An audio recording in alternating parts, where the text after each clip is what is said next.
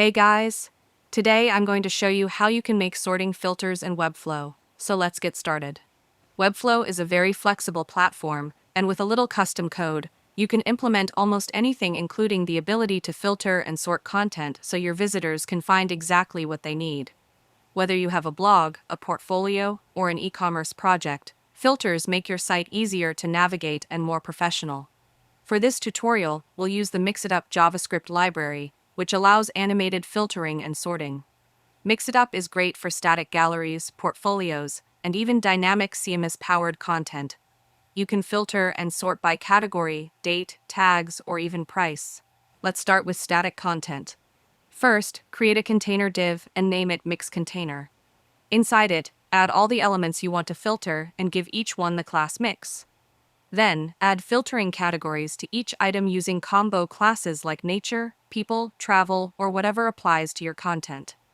Next, create a filter controls div and add buttons for each category. Each button should have a custom attribute like data filter equals category class. You'll also want to add a button that resets all filters using data filter equals all. Once the layout and buttons are ready, go to the footer of your page and use this code. This will connect Mix-It-Up to your container and make the filters work. Publish your site and the filtering will start functioning immediately. For dynamic themes content, the process is similar but requires a few extra steps. Start by preparing your layout and ensuring all collection list items have the class Mix. Add the categories inside each item using a class like filter category, and make sure you also have a date field or another sorting parameter with a class like sort category.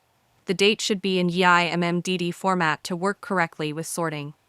Next, create a content controls div and divide it into two blocks, filter block and sort block.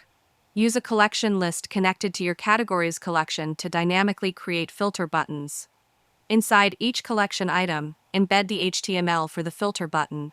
Add a reset button with data filter equals all, and for sorting, add two buttons for ascending and descending date order using data sort equals date ask and data sort equals date desk. After setting up all the buttons, go to the page level custom code area and use this code to enable dynamic filtering and sorting. Finally, publish your site and test the filters to make sure everything works correctly.